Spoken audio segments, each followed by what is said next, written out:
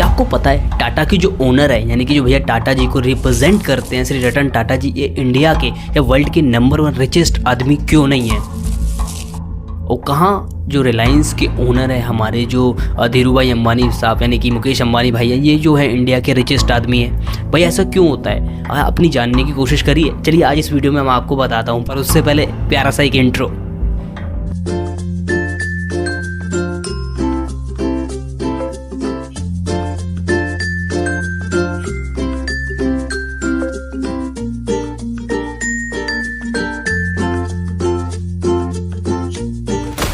जो रिलायंस है वो 1957 में आई थी।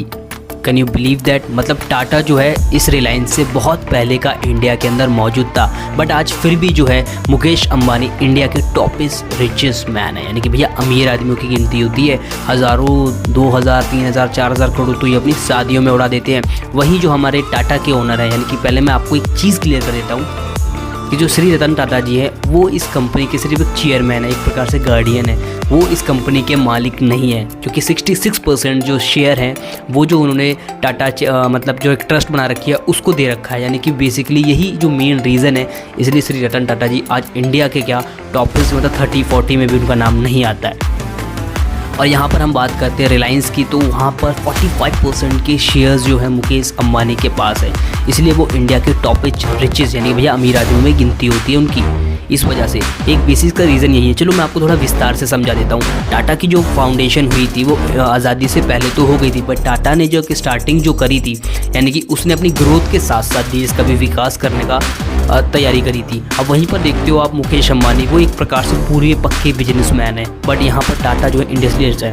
यानी कि वो अपने देश के साथ साथ अपनी तरक्की के साथ साथ देश की भी तरक्की को लेके आगे चलते हैं। क्योंकि जहाँ पर आप 1000-2000 करोड़ की शादियों में पैसा उड़ता हुआ देखते हो, वहीं पर टाटा इतना तो दान में दे देता है।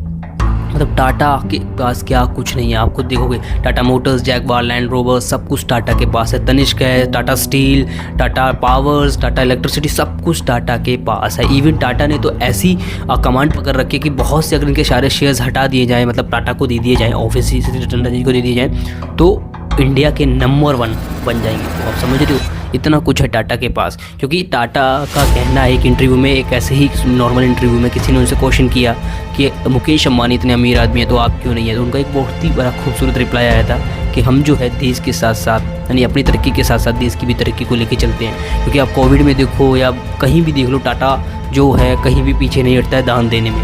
तो एक यही स्पेसिफिक रीज़न है जो टाटा इतना बड़ा जाइंट बन के बैठा हुआ है, पर वो नंबर 1 नहीं है।